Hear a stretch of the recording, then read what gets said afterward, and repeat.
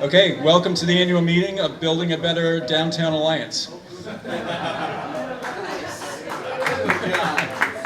trying to make that segue. I'm John Hatton, I'm on the board of directors, and I'd like to have my fellow directors stand up, just so we can all know who you are. Jim Brazino, Matt Livingston over here, Ted Kramer, Alex Giori, Dick DeGray. Who are we missing? Stephanie was here a few minutes ago. Stephanie Bonin from Do a Restaurant. And Tarek is on his way, I believe. He's always on his way. True story. So first of all, we want to apologize for scheduling this meeting on Rosh Hashanah. And I'm not sure if it's related to the water being out, but could be some form of punishment. So let's start the meeting. We're going to start with the President's report. Jim Brazino. Okay. I'm Jim Brazino, for those of you that don't know me, and thank you very much. It's been a super exciting year here for us, and I just sort of wanted to go over a couple of quick things and then move on, because I know we got a lot to cover, and we don't need to hear too much of me. So, first, I just want to say how sort of exciting it's been to see the Brooks House start coming alive. Unfortunately, Stephanie can't be here, but to see Duo opening and the schools and the yogurt shop, super exciting. I try not to eat sugar, so twice people have walked by me, have you been to the yogurt? And I'm like, try not to eat the sugar. So, but it's wonderful nonetheless. But what I also wanted to talk about a little bit has to do with really some of the progress we've made with some of the new buildings and new volunteers. That's where I'm going with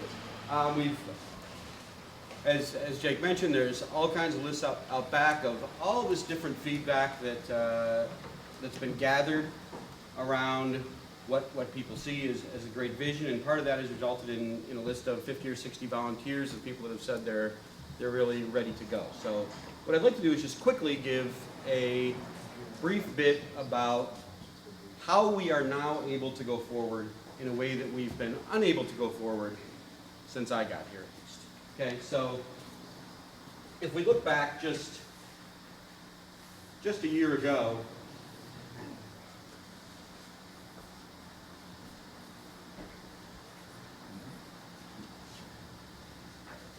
most of what Bab was doing was the Robert H. Gibson River Garden. And it's a great building, and it did a lot of things. But if you take, as most of you that own stores know,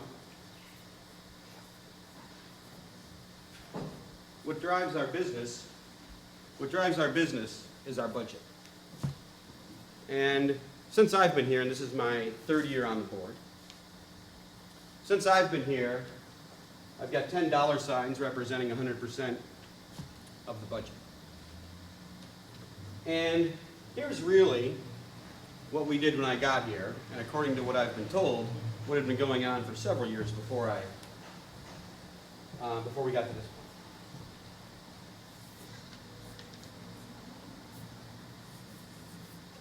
We had this lovely building, and we were the stewards of this building.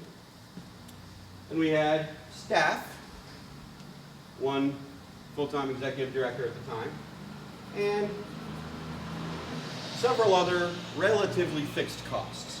I'm going to let this sort of square be our relatively fixed costs, right? Our insurance and many other things that we have to do just sort of meet basic obligations. And if you really look at how our business was driven, because as all the merchants know, your business is driven by your budget. And really, we had about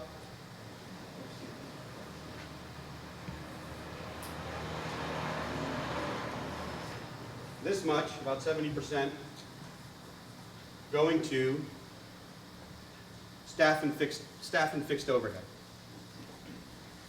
And about 30%, the rest of this,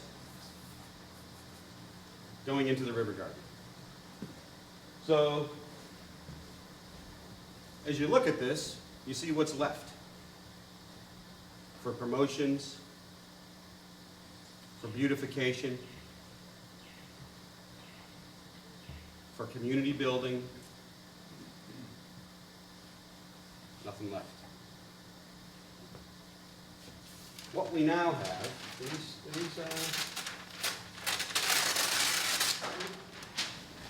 but I'll show you.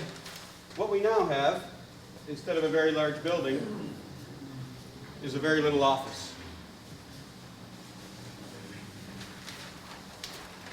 Now called the Downtown Alliance, by the way, as we probably know in this room.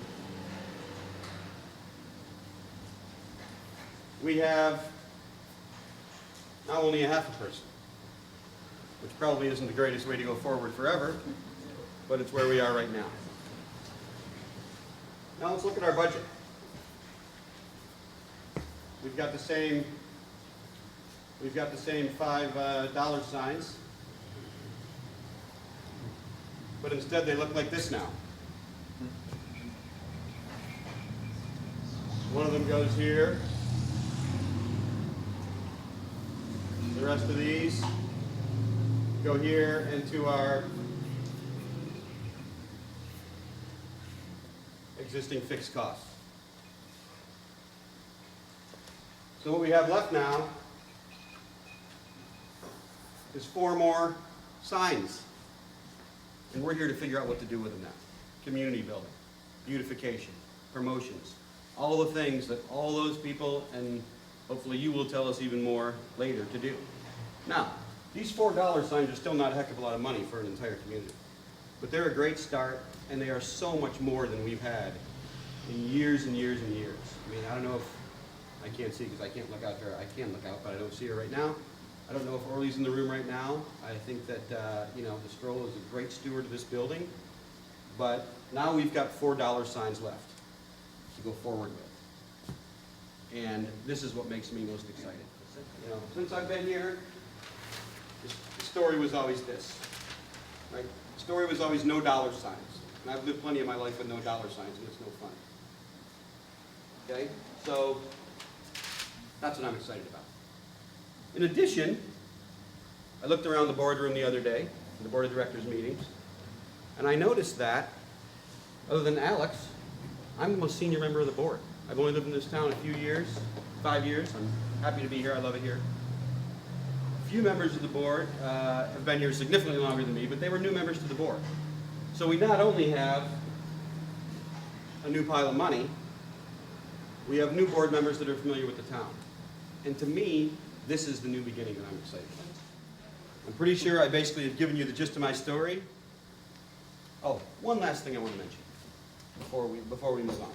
And that is, we're going to talk tonight some about going forward and the kind of things we want to do. And I know promotions is a really important part of this community and what we want to do. And a couple years ago, when we talked about different things we can do, it was always about lowering the price and asking merchants to give coupons and lowering price, and of course that can be a good strategy. But I truly believe that we are never going to win on price. We're going to win on beauty and experience. Right? We are a beautiful place. We have natural beauty. We're gifted with this. We need to focus on our natural beauty and the experience that comes here. Right? The literary festival is going to be here, I don't know, a week or two. Next weekend. Next weekend? Weekend, right? Okay, thank you. And all the different festivals that bring people here. We've got music playing downtown. We will win on the experience of Brattleboro, not by being the cheapest. And like any business, our town has to choose its market. And our market can't be the cheapest. Because you know what? Amazon's going to be the cheapest. It's a given. So we need to create experiences not just in the streets, but in our homes, in our stores, and in our businesses that are not retail. All of it. We are entering the experience economy. So with that, I'm going to give it back to John, and I'm going to let the rest of this go. Thank you very much. And Dick, do you want to come up? Introduce Dick DeGray. He's our board treasurer, and he'll talk about our financial position. Can hold the applause till the end. It's nice to see a lot of different faces here, actually. I've been coming to this meeting for a few years, and it's always nice to get new people coming to this meeting, getting excited about what's happening downtown. The financial picture for the organization, as Jim was just saying, this was a huge albatross on the organization's neck. And it really didn't have dollars to do a lot of the things that it wanted to do. We actually ended the year, once we sold the building, with a surplus, something that hadn't happened to this organization in years and years and years. We are looking at what we want to do with that surplus money. There's a couple of projects out there. One was in the VDAT report about lighting the Whetstone down by the co-op, putting some lights in there. We are looking at doing that project. But financially, we are in the best shape, I think, in the organization's history. Nothing that I've done, I can tell you. We had certainly vacancy before we picked up our coordinator. That saved us some money. The rent that we were actually paying is much less where we are now than what we were paying here, even though we own the building. And a couple of things that we had planned for that didn't get done last year, that money carried over. Jim asked me to talk about, as I'm the design chair of the committee, he wanted me to mention a couple of things that the organization has really strived to put a good foot forward, and one is the flower program that we've started. And people on the street think that I'm the guy that's paying for the flowers. And I always go, no, the downtown organization pays for the flowers. I'm free labor along with my lovely wife. We enjoy doing it. I think it has made a huge difference in our downtown since we have started it.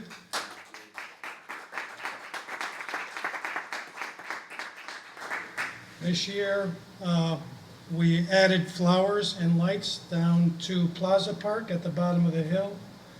And we have put flowers on the Whetstone Pathway Bridge. There are challenges, though, with the flower program, as this might be one of the only community that people like to pick our flowers and hand them out to people or unplug the lights. So it's a job just to keep things looking good and keeping the lights shining. But I'm proud of the flower program, and I'm not sure how much bigger my wife and I can get the program. And people are volunteering, so that's very helpful, and you should. I think it's a great asset to our downtown. The other thing that the organization started this year, we had money for facade improvement, and I think there was $3,000 in there, and when we sold the River Garden, they put $2,000 additional money. Jake went around and got applicants, and we have $5,000 committed dollars to facade improvements. Now, whether that's painting the front of your building, new signage, that's a good thing. That's a true benefit that you can see that you're getting from the organization. There's new money in our current budget this year, and we are currently taking applications for people who want to access those funds, and there's certainly limits on it, and if you've already received money, you have to wait at least 3 years before you apply again. The other thing that we've really stepped forward with is our lighting program. The organization several years ago used to get $10,000 from Entergy. Well, that money dried up, I think, about 4 or 5 years ago. We have money in our budget, and as you can see, last year, the downtown decorations for the holiday season were quite festive. We plan to continue in that vein, and again, those are all things that make us look good as a community, and as I said when I was a select board person, to attract, you must be attractive. And if we want new people to come to our town and maybe move here, this is one of the places they're looking is downtown. Does the town take care of their town? Is our downtown clean? Is it safe? And those are things that the downtown organization is really focusing on, because we don't have to focus on this building and worry about supporting the financial stability of a building that shouldn't have been here in the first place. So having said that, I'll take any questions. If not, I'll move on so we can get on with the program. Thank you very much for your time, and thank you for coming this evening.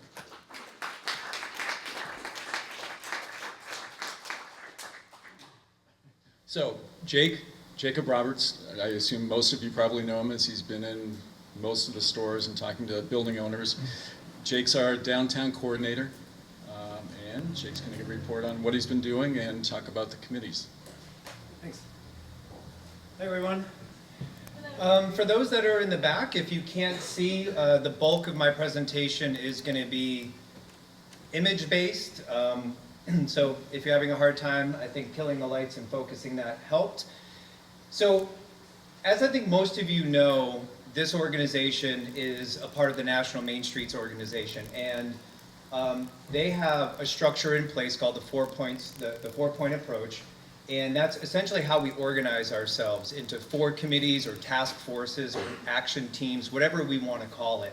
And the 4 are organization, economic restructuring, design, and promotion, which includes events as well, sort of the feet on the street. If you had a chance and you came earlier, what I have on the back wall there, and before you leave, if you haven't had a chance, please familiarize yourself with that information. It's also in my end of the year report. What we did, and I'll touch a little bit on it in this presentation, is over the past few months we've done a lot of community feedback, sort of doing a SWOT analysis, as it were, about what our strengths, weaknesses, opportunities, and some of the things that we really struggle with, kind of get that out on the board so we know how to move together as a community. So I've organized that information by these 4 groupings. So when you get a chance to review that, you'll get a sense of what people are talking about in downtown. So I'm essentially going to take you on a trip from essentially last November until where we are today. I'm going to kind of try to go rapid fire, so if you have any questions or you want to talk about something in particular after the fact, let me know and I can sort of dive a little deeper.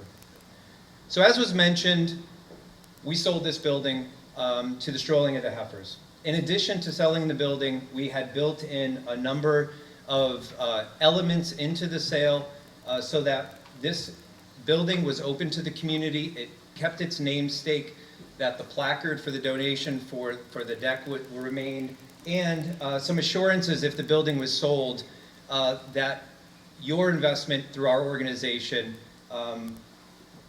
would get some feedback, because our intention in selling the building was to keep it as a public amenity. So you can see some of the bullets there in terms of what the terms and conditions were of that agreement. They hired me. And then one of the first things we did is right after the Thanksgiving holiday is we launched a Shop Local campaign, which is a national campaign. And from a letter writing campaign and going around and getting placards in windows and really educating the community about keeping dollars circulating locally was one of our first priorities. We then got into the downtown holiday lighting program, as Dick mentioned. We got a Shop Local plug on the latches. We worked with the Brooks House to light up, which I believe, at least from Duo up, is going to happen every winter season. So I think that would be a nice addition to what we do at Plenty Park, this was the tree lighting. We showed some children's holiday films and had ornament making and things of that nature. We had Santa there, a lot of fun. So when you talk about promotions and events, obviously this community has a ton of things going on. As somebody who loves to go out and be a part of the community and take part in what's happening, I have a really hard time following all of the wonderful things that are happening both in downtown Brattleboro and beyond. A number of things have come up through this organization: the Literary Festival, the Southern Vermont Dance Festival, the Strolling of the Heifers was a program of this organization way back when, before it became its 501c3. So we've provided some fiscal sponsorship to some of the events that you know and love downtown, including the Downtown Summer Concert Series, which we launched this year at the Whetstone Pathway. Hello.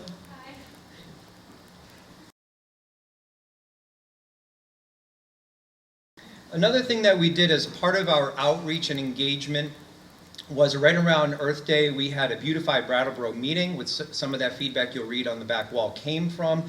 About 30 folks showed up, and we immediately went to task the following weekend and did a cleanup downtown. This is behind the church building where we spent a lot of our time. It's had been a place where people were going to drink, do drugs, and this is right next to the New England Youth Theater, if you can imagine. So as children are getting dropped off for their classes or doing Shakespeare in the park, there were broken bottles and there were needles. I mean, it was a scary sight.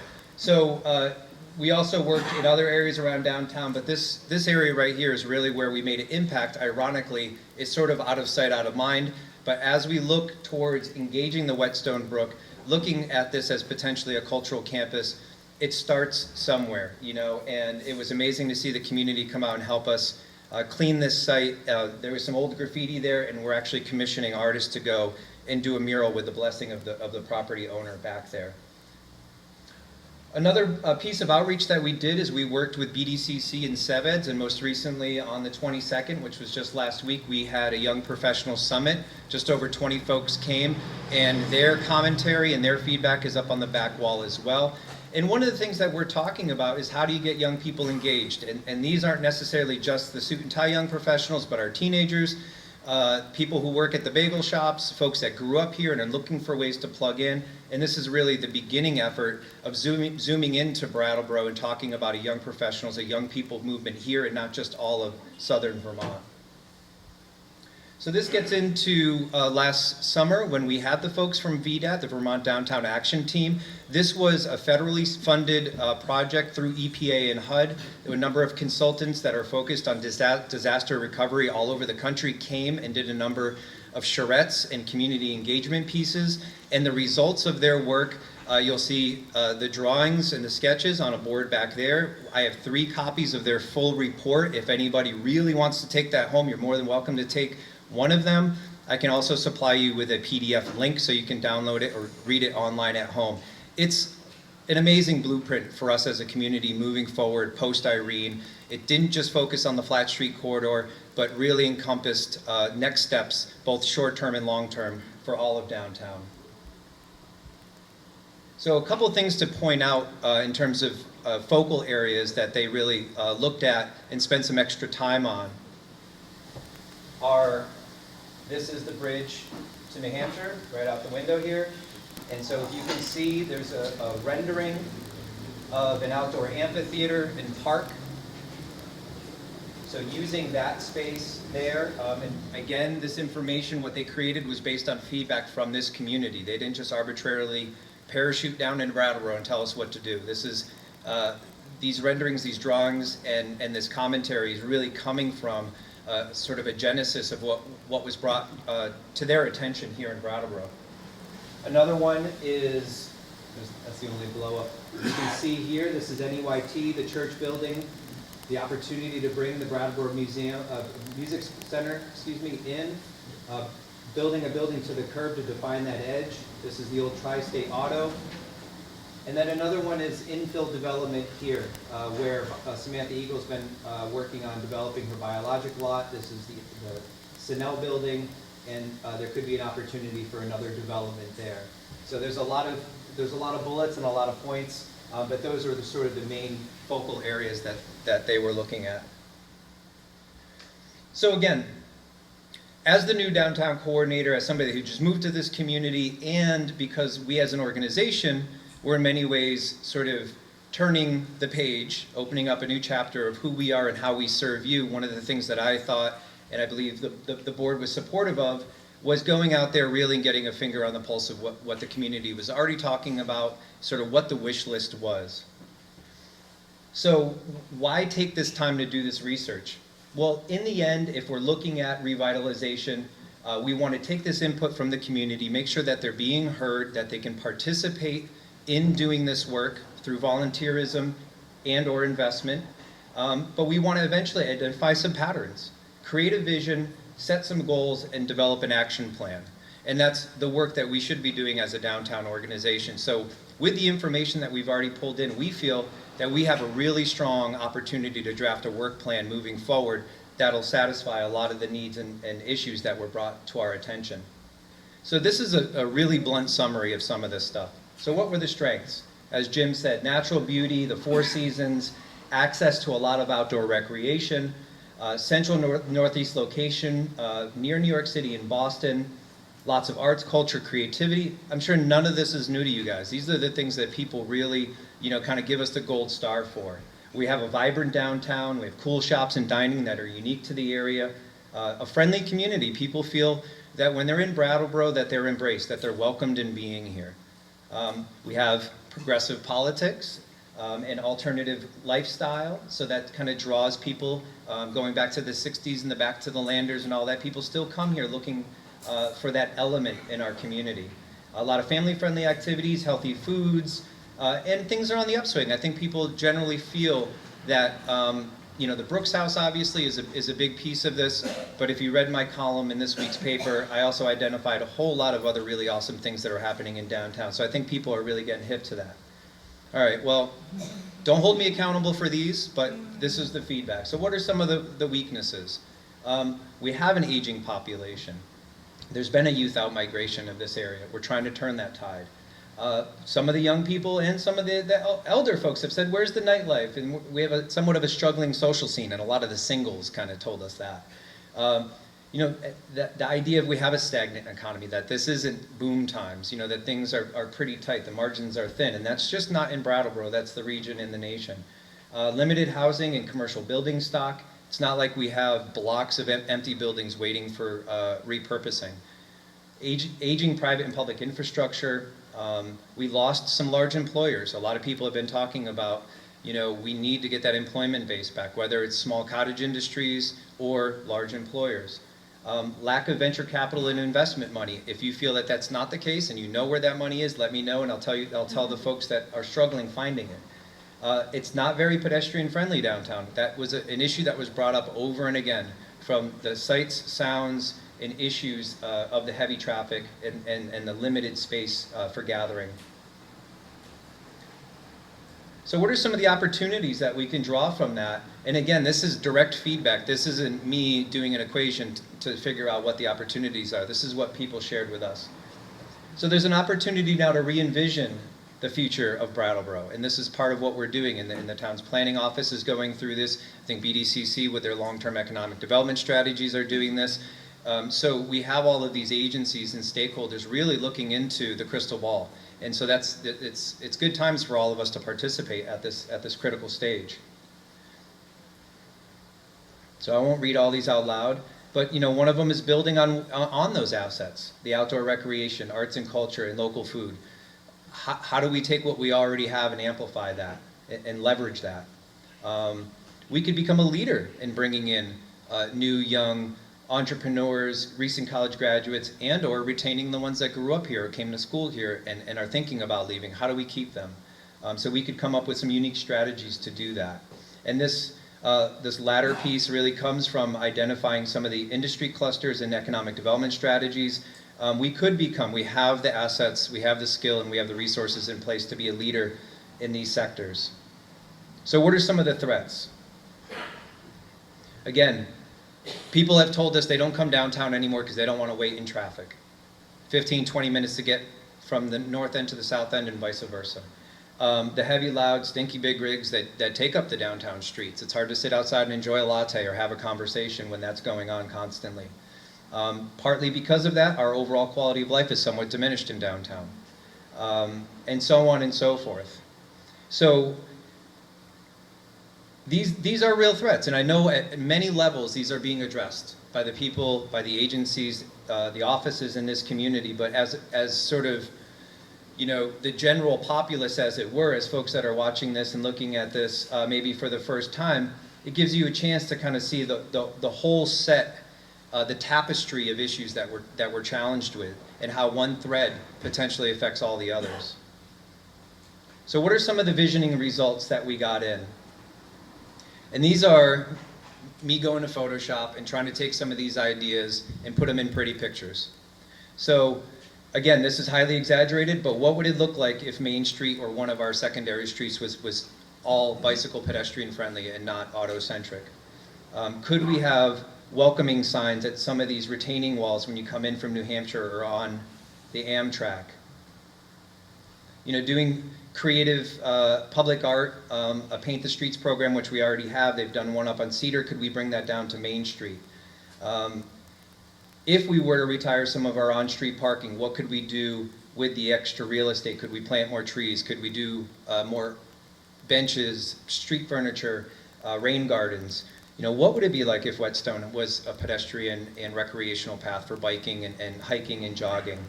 Where's Dave? Is he still here? No. Dave Heiler, one of the co-owners of the Whetstone. There he is. There you moved. There you go. There's your dry dock. Yeah, so the idea, again, getting back to multimodality, you get off Amtrak, you have a bike rental, you have a zip car at your fingertips, you have a dry dock for paddling out on the water, you have clear line information showing you where the lanes are to take your bike over to Wantasticate or out to the West River Trail. You know, people have talked about, you know, places to recline and just hang out. You know, could we employ some of our craftspeople in Vermont to do some funky bench seating areas? You know, this sort of urban interventions, you know, we've got these alleyways. This is actually right behind Shin La here. And it's an unused space other than some storage and what have you, but could it become outdoor cafe seating? Could it become a little oasis behind Main Street? Again, the idea of more public art. Living food systems. Are there, since we're an agri-centric community and people are coming here for food tourism, could we employ somehow, we have a farmer's market, but could we employ food production downtown somehow? Again, some ideas. And I personally have 6 right now private property owners that have signed up to get a mural on their property in the DID. So before you know it, you're going to see some really beautiful public art popping up around town. Again, some of these images this was a recommendation from the VDAC group doing downlighting on the Whetstone waterfall, potentially doing an arts installation. I reached out to Natalie about that and she's on board. What about outdoor theater, outdoor projections, you know, folding chair films or something like that in the back of the Latches in the evening? Again, this is in Barcelona. People go to places like this, shopping districts, pedestrian-friendly malls. This is an interesting slide because you notice that in terms of lighting, there's no street lights. They've actually used the lighting on the architecture to give ambient light to the streets. So these are just suggestions, they're ideas, they're things that people kind of brought to our attention of, is it possible? You know, what about a downtown circulator bus? You know, that was free or $1 or something that just kind of did a little tour around downtown in a loop. Again, some reinterpretation of our alleys. Could they be used into productive spaces or neat little alternative areas? You know, bringing the spirit of life is the name of the sculpture at the library that used to be on this fountain. There's been interest in bringing that fountain back to life, either with a new sculpture or maybe casting the original and bringing that out. Here we are, right in the back of the river garden. We love our trees and we don't want to tear them down, but could some selective pruning open up those view sheds so this becomes a destination? Could you even get one of the 25-cent viewfinders where you can look over onto the mountain? Dosa Kitchen is right out here. We have more and more. 802 Burger. Could we do a food truck rodeo?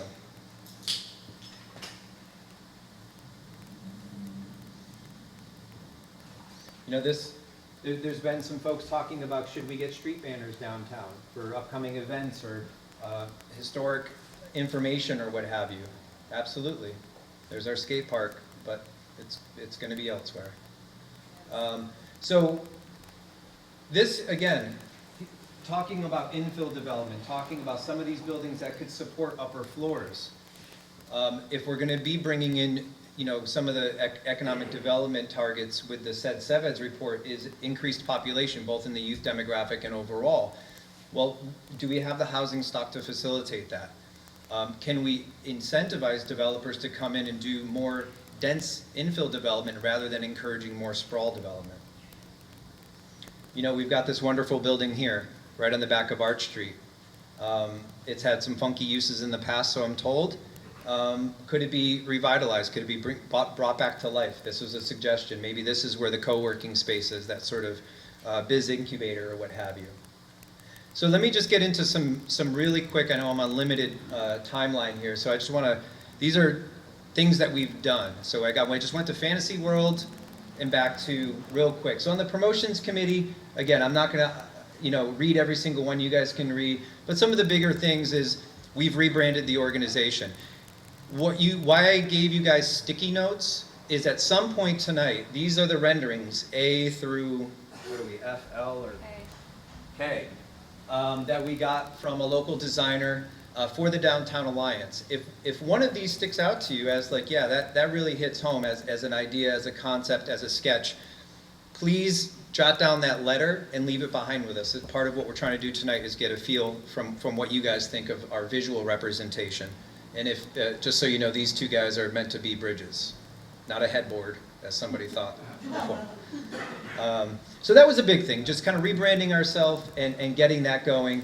In terms of social media, we've almost doubled the amount of likes we have on our Facebook page in the last year. We created a sub-page called Better Brattleboro, which is all about volunteerism and getting, sort of this idea board.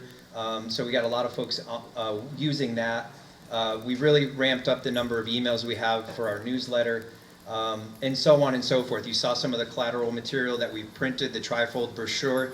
One of the things that we've gotten really good feedback on that trifold brochure, we did it specifically for the Brooks House folks that moved in. But a lot of people downtown said, we need these, I want stacks of these in my store. Even the Latches said, all the folks that come and stay at the Latches want this in particular. So we as an organization want to look at our budget and see if we can't do a mass production of those. Economic development, I think most of this has been said by Jim and Dick.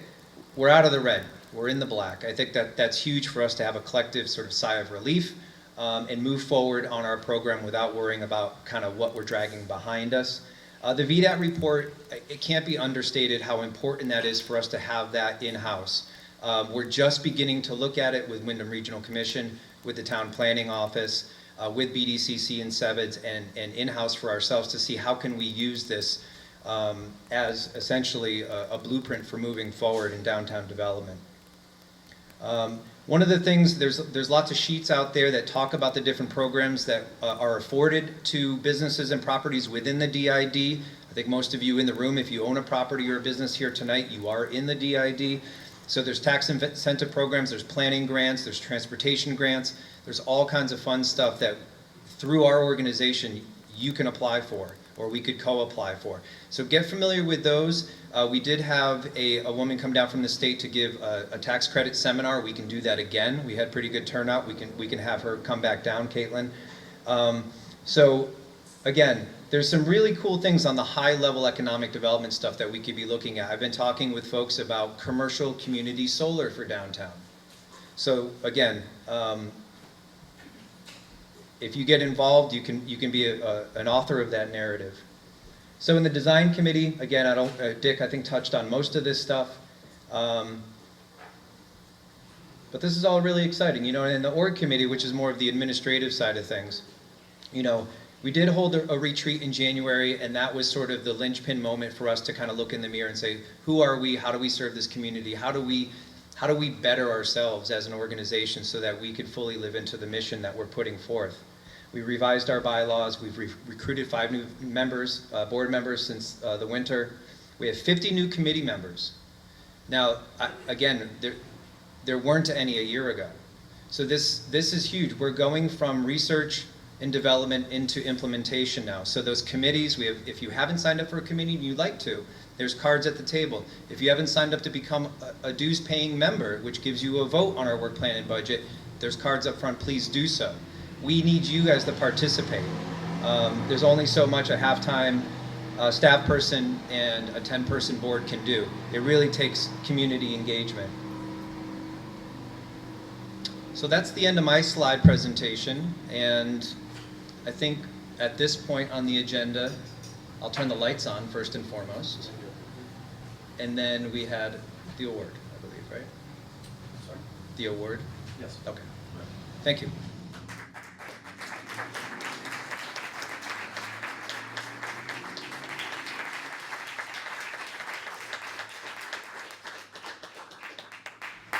Jake, that was a great report. It really was. Yeah. And as Jake said, we need help. We need participation from all of you guys. And so over there are tables for each one of the 4 committees. We need volunteers, we need people. This is a committee-run organization, it really is. So we need more people involved to make these things happen. We also need more board members.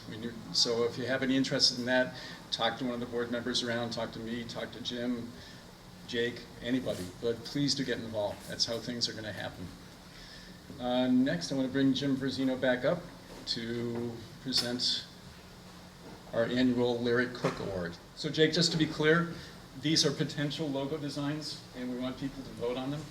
Yes, if you would like, I mean, none of these are finalists, but it's what we have in-house right now.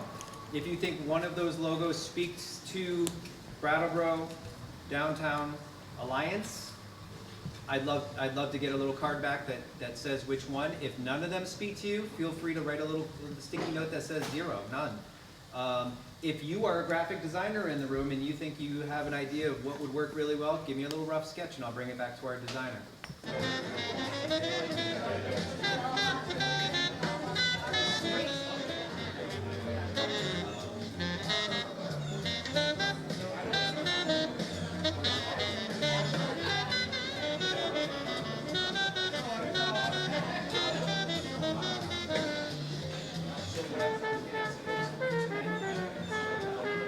Okay, so the Larry Cook Award that's given away every year to a much deserving person. And so the thing that strikes me about some of the public service that so many people do is the sheer thanklessness and invisibility of it.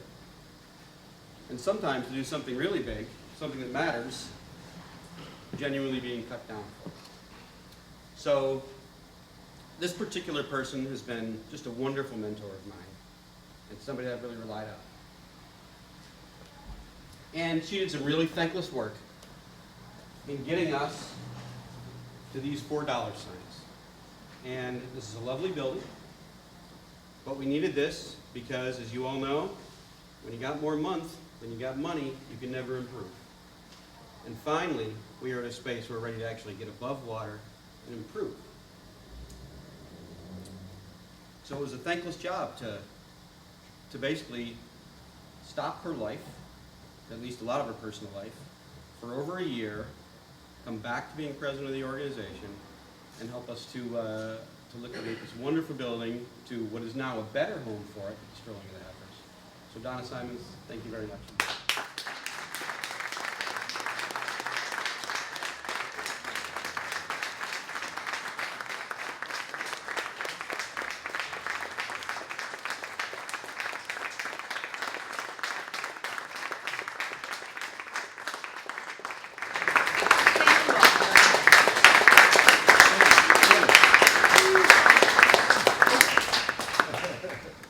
Oh man, I forget the flowers.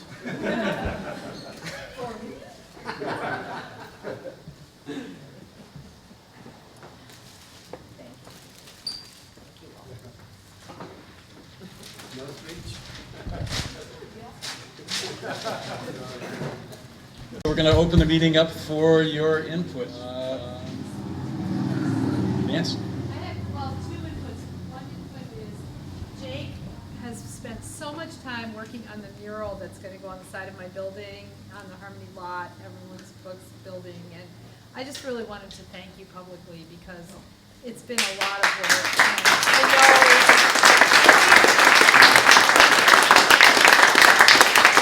I think you got a great design coming. You found the right person and the right design, and I just wanted to thank him.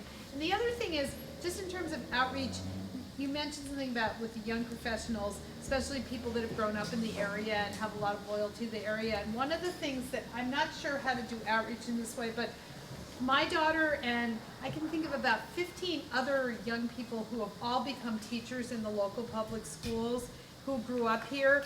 And I don't think any of them were, there wasn't outreach to those people, but that's, of all of the people I know who have really wonderful, smart, and dynamic young, daughters and sons in their 20s and 30s that have stayed in the area. A lot of them are in public education and well, maybe some of the private schools too, but the ones I know are in public. But anyhow, I just thought that would be a good group to reach out to. Do you want to briefly talk about how we vote on our work plan and budget and how we're incorporating the input?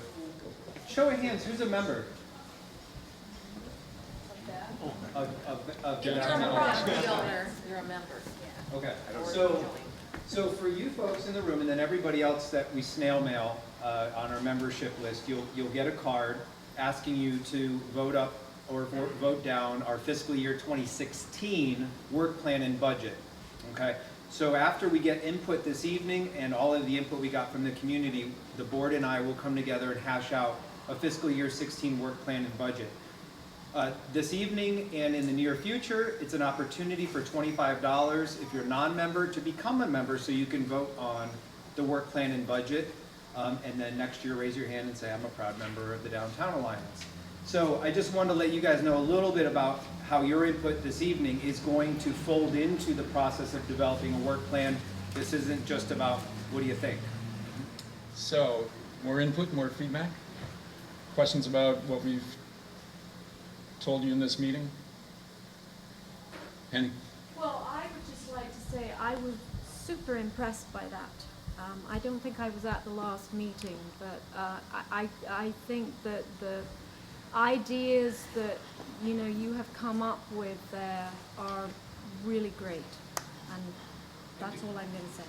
And I hope that some of them, kind of end up really becoming reality. Thanks. Thank you. Please.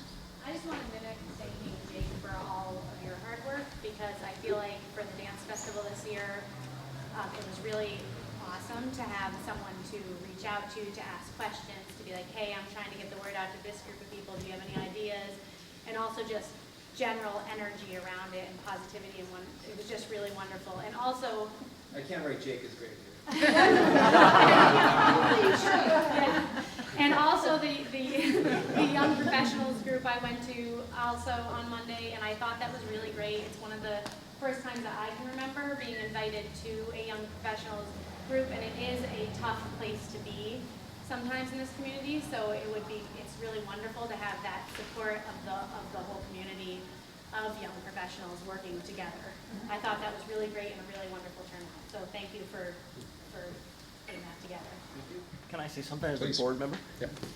I'm new to the board, and I've got to say my experience in the board has been, well, it's short, but it has been great. Everybody on this board is dedicated to doing a better Brattleboro. They really are. It's amazing, and it's a pleasure to work with all of you. On that note, can we get hands raised if you're on our board, just so folks know who's who? Yeah. Look around. Please. Jake, you showed that the design diagram of you call it the cultural campus, or Yes. Yeah, and I saw that in the vision meeting a week ago or so, and I think you said then that that some of the folks from FEMA or some of the feds who came in after Irene kind of designed that. It was EPA and HUD, right? EPA Yep. and HUD. Yep. To include, as you pointed out this evening, the amphitheater by the water.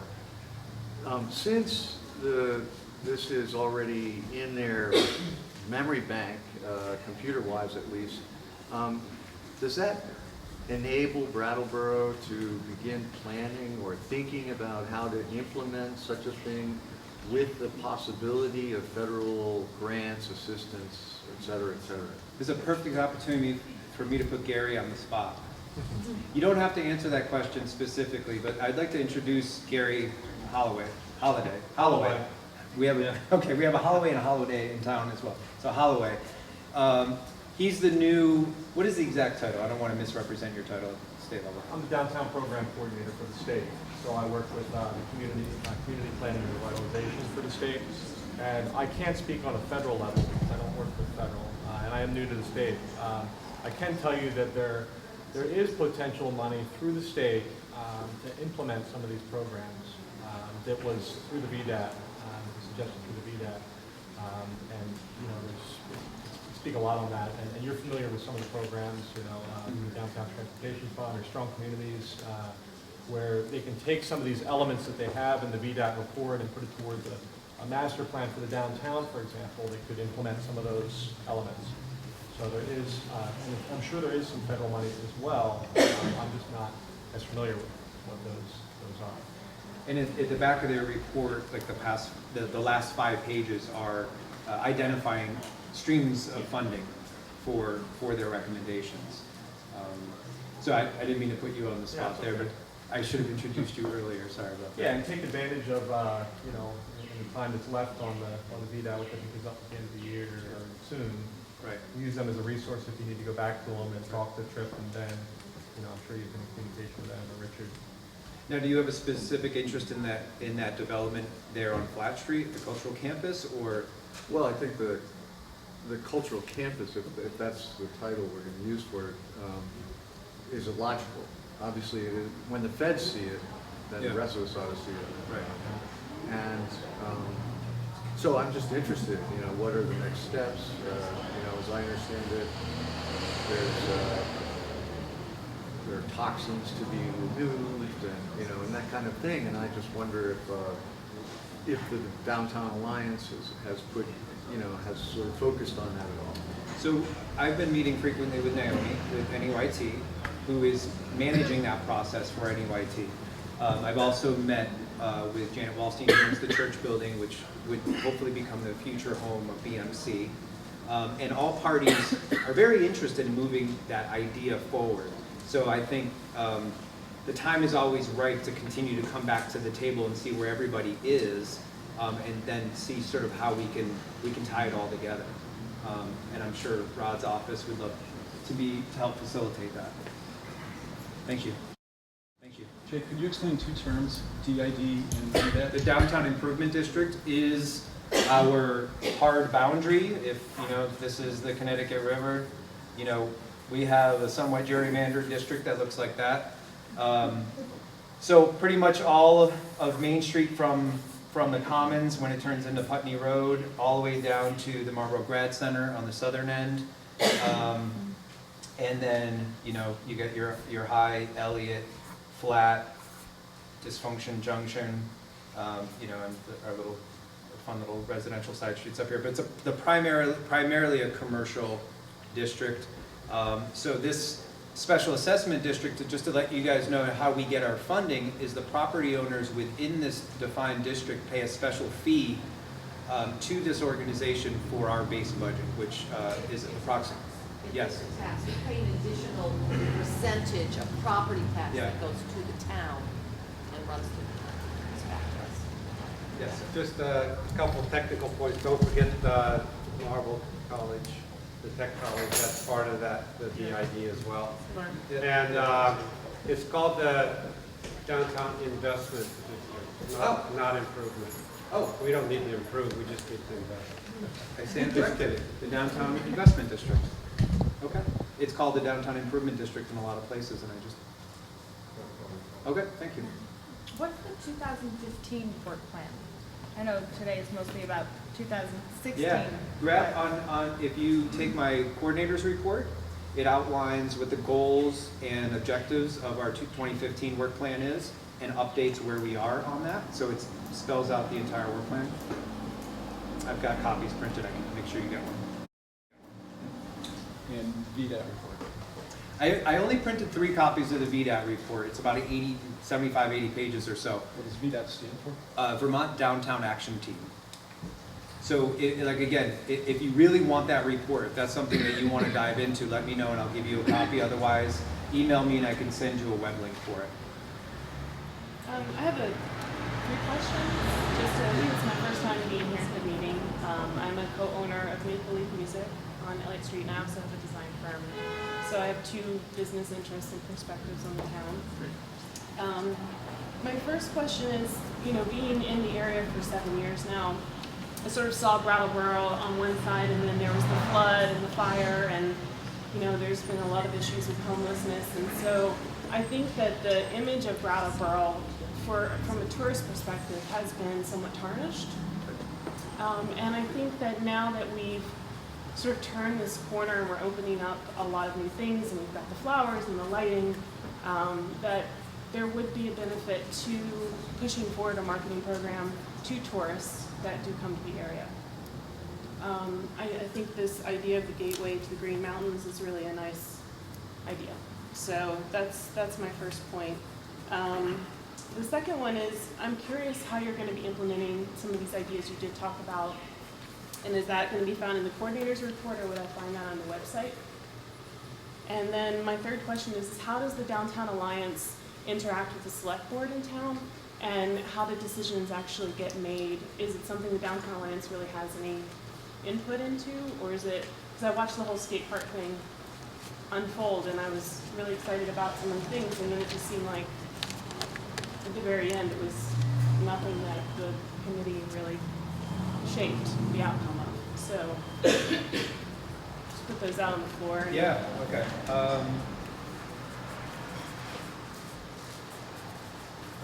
So the first piece of it, I think what on your end was more of a, for the marketing thing, there wasn't really a question. I was like, go for it. So I'll return and ask you a question. In terms of a sort of a market shed, do you have an idea of how far beyond Brattleboro we should really be focusing? Should we deal with like sort of our super local communities in Marlboro and Putney and Newfane, or should we be getting out to Boston, New York, or somewhere a sweet spot in between, which is sort of like Northampton, Amherst, Keene? Well, from my perspective, we've seen a decline in tourists coming from Boston and New York City. Okay. So major markets. Yeah, I think people coming up to second homes, and I mean that's primarily what I've seen a decline in. I still see a lot of people, you know, when I talk to even people regionally, Londonderry, they come to town, they can't park, or they try to park and they get a ticket. So there's that kind of image that's been tarnished, but I think the word has gotten out sort of through communication that, hey, you know, the Brooks Building is being renovated, or wow, we went to the Southern Vermont Dance Festival, and that's kind of getting out through the river and just people talking to each other and having dinner together and things like that. So I get a sense that people are, you know, aside from the parking issue, Yeah, finding out about what's going on here, but I don't think that's reached Boston or New York. So it's a great opportunity to partner initially with the chamber, because they do a lot of outreach as well, to make sure we're sort of collating that message and making sure it's getting to the right places, saying what we want it to say. I've been meeting with Kate over at the chamber, and we've been talking about ideas around packaging trips through Amtrak, or even if you drive here, so you can go to a website, get your hotel reservations, or you're in at a bed and breakfast, get your ski lift tickets, reserve a table for 4 at Duo, go see a children's theater on Sunday, and then go back home. You know, so it's sort of like one-stop shopping, add to cart, you get your itinerary, and you come to Brattleboro. So if there's folks in the community that have ideas around how to sort of rebrand Brattleboro, maybe, like you said, post-disasters, I believe what we're going to get from the VDOT, we still haven't gotten all the materials, so they have some of that material coming our way in terms of the look, the feel, the font of how to promote ourselves, an idea of a tagline. You know, the Downtown Alliance doesn't have to be the focal point as an organization. We obviously want to prop up the town as the focal point. So maybe, you know, we have the one and only Brattleboro right now. Maybe we get a revisit of that, or we create something else.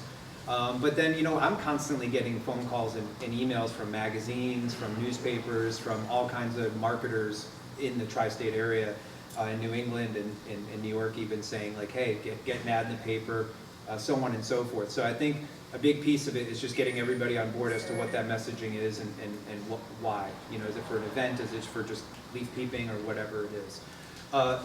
The second question you had is, how do we fund all these projects? Right? And you know, Jim started by saying we have a little extra cash than we used to, which is nice, but it's a drop in the bucket if you're going to do. I mean, there are some low-hanging fruits. You know, getting some people out there to help with some, you know, floral arrangements, or trimming, you know, some trees back or something. There's things we can do with just sort of civic engagement. You know, rolling up our sleeves and giving, you know, helping clean the side of a wall before it gets a mural. Stuff like that we can do. We don't always have to write a check for it. The other piece is, you know, we have the opportunity to write for grants. We are a 501c3 organization. So as Gary had mentioned, there's a whole suite of resources available to us as a downtown DID. And also, you know, we could do non-traditional fundraising, Kickstarters and bake sales and all kinds of fun stuff. I mean, the sky's really kind of the limit. You know, kickstarting a membership campaign, you know, getting some more resources in from folks who want to directly contribute to the organization. A lot of hands. And the third question is, do you want to summarize the relationship between the town and the organization briefly? I mentioned that one I'm going to take because of his unique history on both sides of that story. One of the things, the DID is co-partners with the town. The town has to apply for the DID district, which it did several years ago. Actually, just 2 years ago. Well, 2 years ago to renew. And what ends up happening is that when we put our budget, when the organization puts its budget together and its work plan, it presents it to the select board. The select board reviews it, and if they like it, then they will pass it on, and it gets approved at town meeting. If they have issues with it, it gets kicked back to the organization, and then the organization redoes its budget or redoes its work plan and brings it back to the select board. In the final analysis, though, it is town meeting who would approve the budgetary process. They don't really do anything with the work plan. They're approving the funding for the organization. So the thing that I'm always cognizant of that we need to remember is that the last several years have been very difficult. And one of the things that I heard certainly as a select board member is that our taxes are too high. Well, what ends up happening in the DID is that the building owners are all assessed what the cost of the budget is. Now, the organization has struggled the last several years with other funding other than what is assessed to building owners. So when you look at a project, you have to say, wow, how much is that going to impact the assessment? And if building owners are already struggling with their tax rate, this is an add-on. So that's one of the things that the organization always has to balance. What can it accomplish at a reasonable rate of expense to the building owners who already have the tax burden? So that's one of the things that you have to be cognizant of. And Jake talked about low-hanging fruit. Those are the things that we really have to go after and look for grant money to do some of the bigger projects that we want to do. Thanks. Yeah, around the communication between the select board and the organization, I'm just trying to learn that myself. Is there a liaison from the select board that serves on the board? There is not. Kate is our ex officio. But she's a chamber member. Just as far as the communication. Right, and there's somewhat of a backstory to why there used to be the town manager was an ex officio member. And part of what has happened as that town manager retired, when you walk into, as the chair of the select board as I was, sometimes people think they tell you something and you can fix it right away. And that's what's happened. It's better for the organization, I think that the board feels and the town manager feels, is that they use the process. The organization is supposed to go before the select board twice a year. One is usually when they present their budget, and let them know. They certainly, Jake has had a couple of meetings, I know, with Rod Francis, and to bring issues forward. And I think that that's a better process for us, that we use our coordinator or our director to bring issues forward to the town. I also try to attend subcommittee meetings as frequently as I can. Thanks. I think John's picking hands. Greg first, and then Dora. Hey, John. Jake, one of the things I was happy to hear that you helped with the dance festival a little bit, and helping them figure out how to do things. One of the things that I think BABB or the Alliance has an opportunity to do is to really help use the low-hanging fruit that we have. We have festivals already in existence. The literary festival that's coming up, Strolling of the Heifers, which brings a lot of people to town, the ski jump, which brings a lot of people to town, that in the past, we haven't had money to help support those or help give them guidance. But I think now that we have a little bit of money, it might be a worthy start to help bolster those existing things that we have going that already bring thousands of people to town, and get the downtown people involved with that in a more useful way, in a more productive way. Just an opportunity, I think, that we haven't taken advantage of. I know the Literary Festival is struggling a little bit, and they could use a lot of help and guidance from people who are around town. Strolling of the Heifers is, doing wonderful things and bringing people from all over the place. It's one of the top organizations, one of the top events in the country, that top 100 that is chosen by the bus people now. So travelers will be coming from all across the country, in theory, by transportation to park and then use the shuttle buses to the event that, hasn't happened in the past. That's a national publicity that we can really, hang on to and cling to. The Southern Vermont Dance Festival is growing. She needs, some more support. The ski jump, again, great opportunity to bring more people in, whether it's by Amtrak or whatever, but just a thought. In building upon that, some of the feedback I've gotten, I've done a lot of beyond the big meetings, the one-on-one coffee talks and stuff like that, and folks will come up with things to add on to those events. For example, with the Harris Hill ski jump, there's a group of people that are supporting the idea of a sort of a chili fest or a brew fest around that. Yeah, absolutely. I mean, we've got sort of these anchor events that already are a big draw, and I think to Jim's point of kind of having this building no longer, kind of holding us back, we can really kind of get back out into the community and provide a greater service. I would really encourage you to get out and talk to more people on a regular basis. I think it's needed. Yeah. Dora? One is, a couple of years ago, I went with with Andrea Livermore, who was the executive director of the Building Brattleboro, and a few other people, to the statewide downtown conference, which at the time was in Poultney at Green Mountain College. And Poultney has done some really cool stuff with walking tours.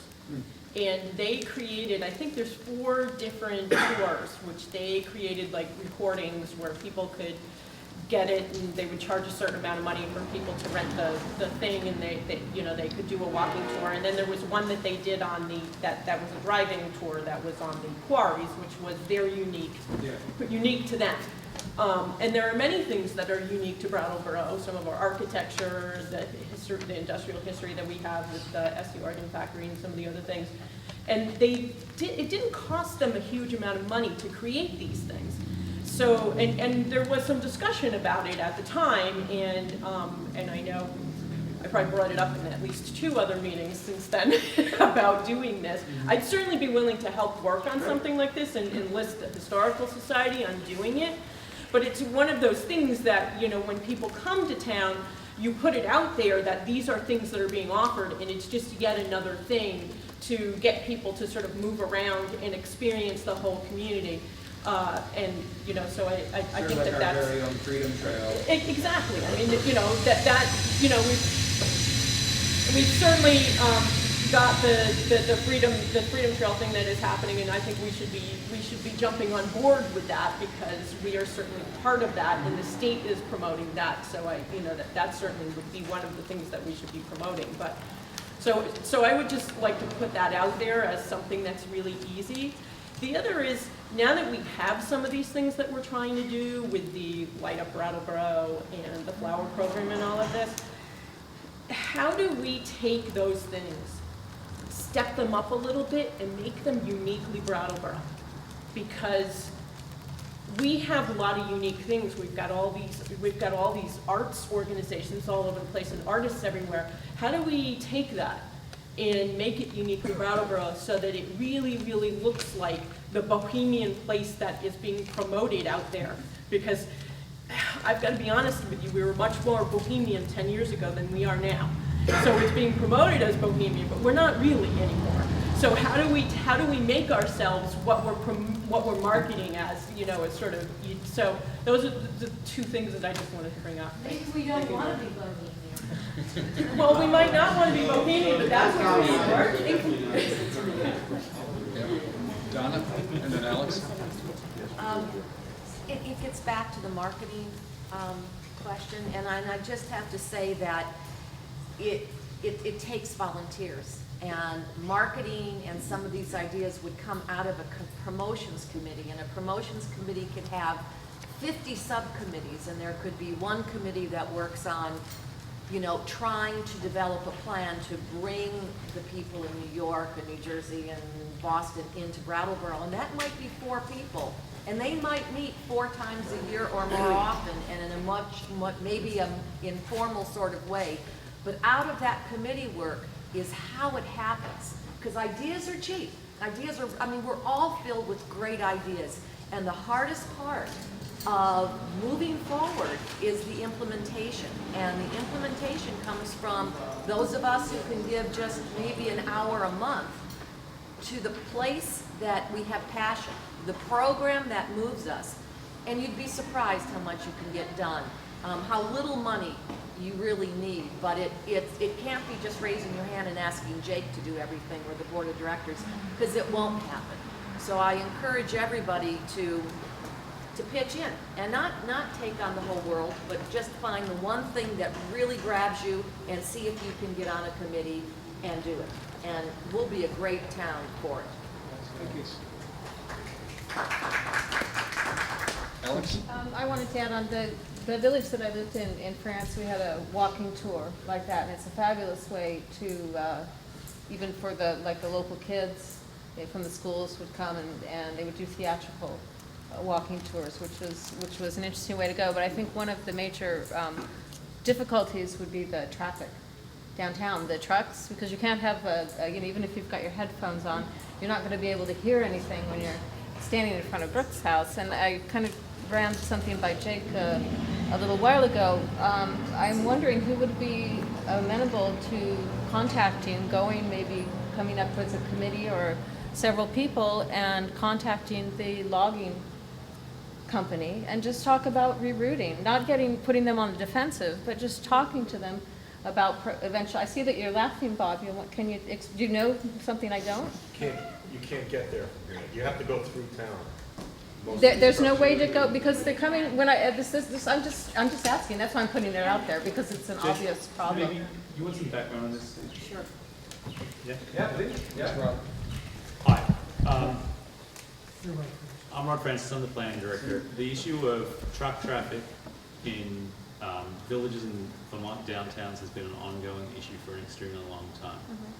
The kinds of truck traffic that Brattleboro experiences is varied. The most obvious or common maybe is the logging trucks that are delivering logs for processing to the Sososmo plant, which straddles both Brattleboro and Vernon, and it's on 142, the road that's south of the I live on Main Street. I see it. They're even going down the street Sunday mornings. Yep, that's okay. So here's the catch. The load limit for 18-wheelers on the interstate is lower than the load limit is for state highways. This is State Highway 5. So trucking companies who lobby the State House have persisted and maintained their ability to use larger and heavier trucks on state routes, state highways, than the interstate. When there was a brief period of time a couple of years ago when they momentarily lifted the load limit on the interstate, and there was a noticeable reduction in heavy truck traffic in town.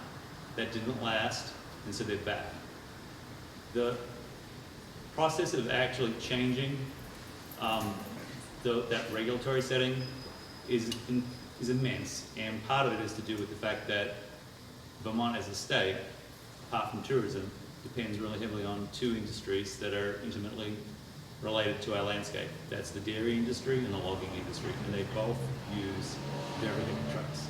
So Brattleboro is stuck with the rest of many other communities in Vermont with that setting. We've got some specific features from our history that funnel truck traffic straight through our downtown. There's a downside to that. There's also arguably some benefit. So there's a long history in this town of considering that traffic problem and trying to address it. The reaction from Bob and others in the room is a lot of us have been there, a lot of us have tried it, and the situation that you find right now is likely to persist for some considerable period of time. So the trucks that are coming through town, the logging trucks, and I know there's the trash trucks also, there's the semis that are filled with, you know, going to the dump or wherever. They're too heavy to go on The interstate. on the interstate. Right. Okay, so it's a question of changing policy at the state level. And the federal. Federal. It actually literally takes Congress. It would take an act of Congress, and I don't know if you've been watching lately, but that doesn't seem to be very easy, which is why some of us are laughing. I do want to say that there's also the issue of the exception of the trucks that have to go through town anyway, and that is the logging trucks that are coming from Route 30. They're not going anywhere except through downtown on Route 5 to go to 142, because that's the only way they can go. Yeah, they would have to go And back from around. Route 9, it's the same thing. So even if you had that, you're still going to have a lot of those trucks going through There's town. going to be a level of truck traffic associated with the road network that we live on. Yeah. That's fairly difficult to avoid. Yeah, well, I noticed a lot come from up down Putney Road. Yep. I was wondering, because I mean, it wouldn't be that hard to get on the They interstate. come down but Route yeah, come down 5, Canal. they come down Route 30, they come across on Route 9, and it's a very important business for Brattleboro and surrounding towns.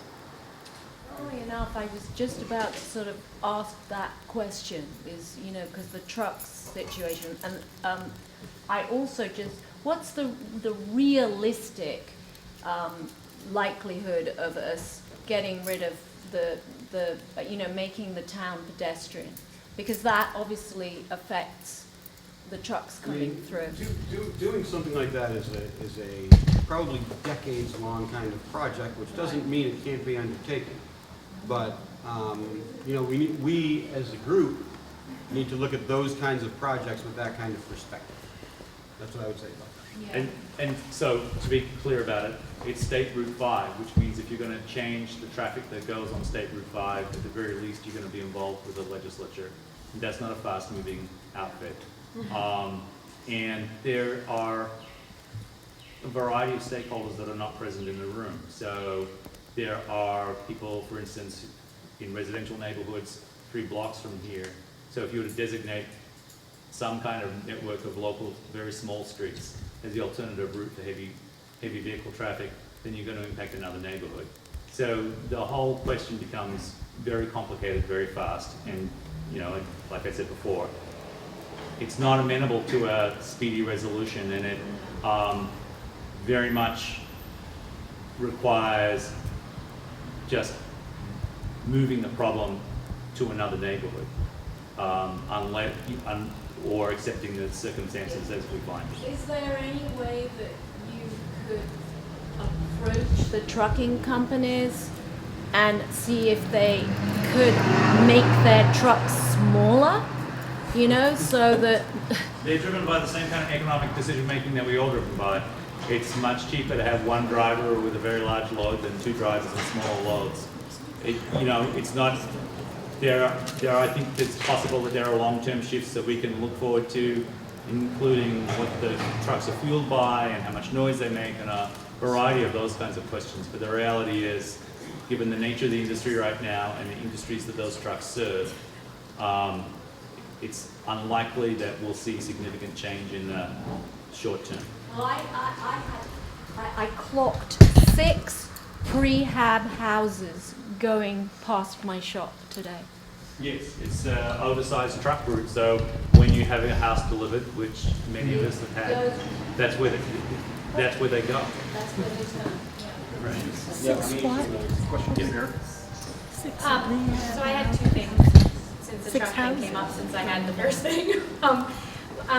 Just as someone who's lived here forever, I feel like it's gotten a lot worse, so maybe it's a problem we've had for a long time. But I've stood on Main Street for many, many years, And in the past 2 or 3 years, I felt like suddenly it's gotten so bad that I can't stand on Main Street and have a conversation without screaming. And so, which maybe is the impetus for going back and saying, hey, this is getting a lot worse. Even if it's gonna fail, there's no, to me, there's no harm in trying. That's sort of my mode of operation. But the other thing is, what you were saying about, you know, the town kind of got a bad rap from the homelessness problem and the flood and the fire. And actually, we use that in the dance festival as 50% of the reason that we're having the dance festival. And you have no idea how much people respond to that. People who have no idea, didn't know about the flood before, didn't know about the fire before, are involved outside of our community, all over New England and really all over the country, getting excited about the revival of our downtown. And so we don't want to run away from it and saying, look, we're back. We know we had that bad period, but we're back. We want to say, hey, we had this really bad period, and look at how we're reviving, or come help us revive our downtown. And I would really encourage other like promotional campaigns and other festivals to use that, because I found myself walking down Main Street yesterday with my students, because we were doing a choreography project, and stopping at the Brooks house and being like, oh my gosh, I am really excited about what's happening right here. And it was the first time it like really sunk in. And I had to take a photo, and we'll promote it to the dance festival in our next newsletter, because it is my community of people that are coming from all over the country are excited to see our community revive. So we want to use that, I think. And someone was talking about Elliott Street. Nobody really promotes Elliott Street, but Elliott Street is really actually a success story. There are always new businesses going into Elliott Street. Elliott Street rarely has an empty space for too long, you know, and those businesses are succeeding and doing really well, and it's really a bubbling area. So we want to take those exciting places and spend more time promoting them. And our new revival, I hear college students talking in Harmony parking lot when I park there, talking about education, which anybody who knows me knows it's my favorite thing to hear about, is people learning. And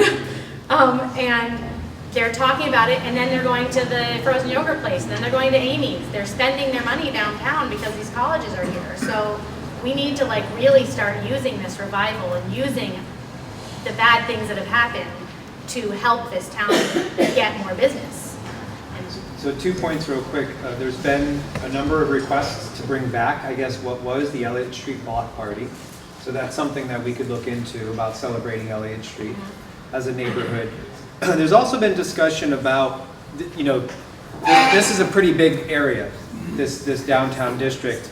So the idea of actually looking at unique districts or unique neighborhoods where we can almost kind of make it a little more digestible. You know, what I kind of look at is almost government center from here north, you know, where you get town hall, the library, post office, so on and so forth, is much different than the waterfront and what they're doing with over at Marlboro Grad Center and the Whetstone Station, is much different than Elliott Street, is much different than kind of the core of Main Street. So as we move forward with our volunteerism and developing our committees, that's something we might want to look into, is kind of shrinking the size of some of these areas with block captains and groups that are really focused on their area. And the second, don't forget that the ribbon cutting, the gala reopening of the Brooks House is first Friday, October 3rd at 5 p.m. So if you guys want to be a part of that, we'll be there. Come on over. I think they're doing a champagne toast. We're going to have the Historic Society is going to have a nice display there of historic memorabilia. So that'll be a lot of fun. Okay, we're time for 2 more comments. Donna, and then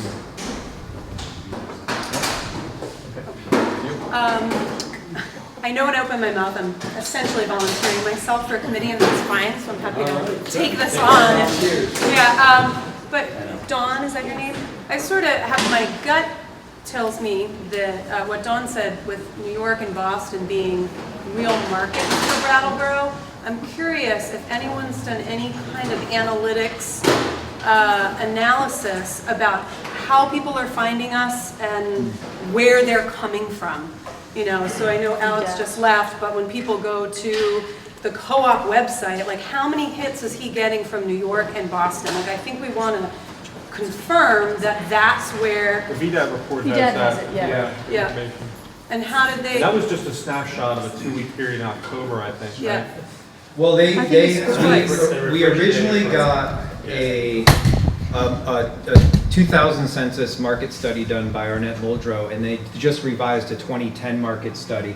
So, No, it was a 2010 study that they did, and then they just revised it. oh, okay, thank you for correcting me. But they were using 2000 census data, No, the first one. Both times? No. This is the most recent Okay, this information is we the most have. recent. Well, we have an old one, and now we have a new one. So whatever dates those were, I thought the original. Well, it's kind of critical for understanding this. Yeah, so this is just one of the graphics that we got out of this pie chart. This is percentage of visits to your question by zip code. 42% are local. And then, we get Visits to what exactly? To Brattleboro, to downtown. No, to be specific. To the town.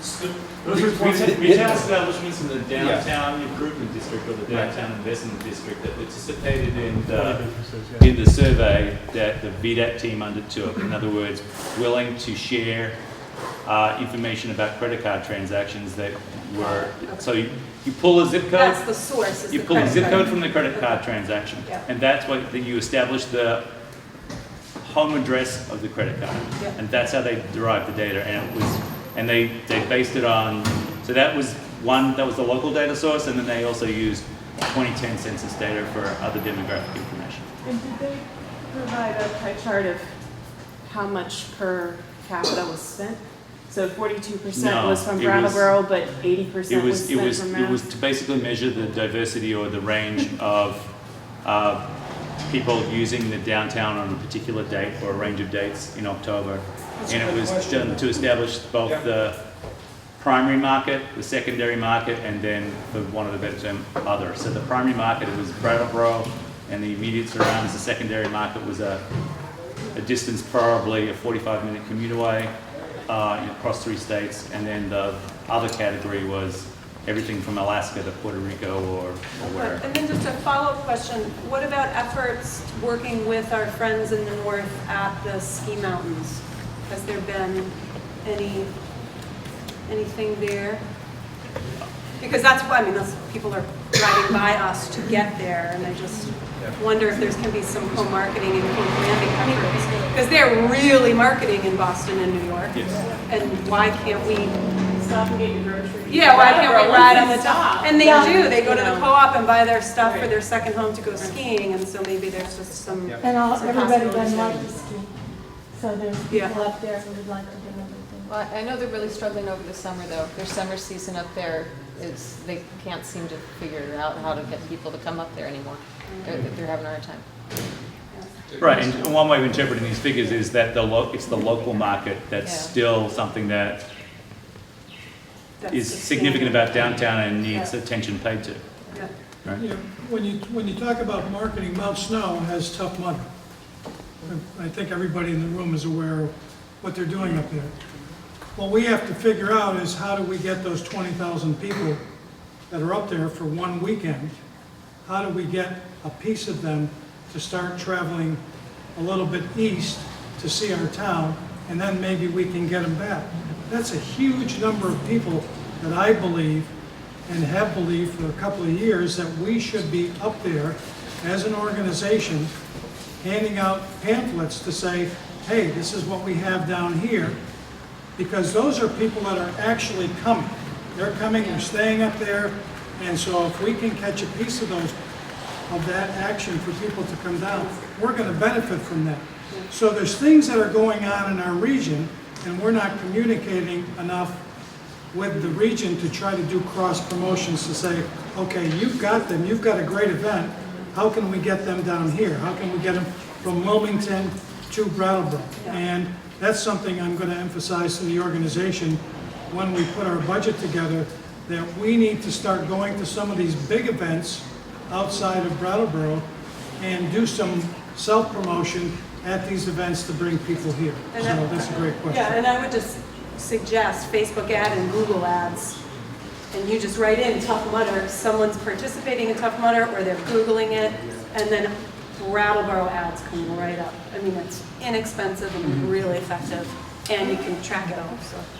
Like I said, I'll volunteer for that. All right, so I think the promotions committee has a seat for you. Thank you, Michelle. Or take one with you. But something subtle, like I saw recently at the Bacon Fest in Guilford that Whetstone did a beer for that. Yeah. So if we got a Whetstone beer into the breweries, because everybody's skied all day, they're drinking beer, and it's like, get it featured. We got a brewer in the house right here. Yeah, there you go. We're trying to get as much distribution to local skiers as we can. We know people are driving by Brattleboro already. So we're trying to get, we have Brattleboro in our logo on our name. It's front and center because we're really proud to be brewing here. Yeah, we're opening up hopefully later this fall, just up the street here on High Street. But definitely we're trying to capture that, you know, even if there isn't yet that big New York, Boston market, there's a lot of beer tourism coming to Vermont right now. Yeah. Vermont's a really beer friendly state. And, you know, as everyone coming up from New York and Boston is coming either by or through Brattleboro, having that, you know, focusing on that beer tourism that's becoming a really Vermont standard is what we're trying to capture and help support. So we have cards over here, right? Cards for volunteers. I mean, I think the talk of promotions here has just been awesome, and I would really encourage people to fill out the cards so we can have the head of our promotions committee get in touch with people, and let's, as Donna said, create subcommittees, any that need to exist, for your passion project. Because if you're doing my project, you're gonna get bored quickly, right? If I'm doing your project, I'm probably gonna get bored quickly unless I happen to like it. So let's take our projects, start committees, and it doesn't, believe it or not, it doesn't take much. It takes a little bit of focus and energy, and then little things start to happen. But lots of little things grow into some big things, okay? So. All right, they're going to shut the lights off on us. Yeah, really. We have to wrap If it you up. have any more comments or questions or leave behinds, just jot them down on one of the stickies and leave them up on the table. And if you want to leave your email, I can get back to you. Thank you all for coming.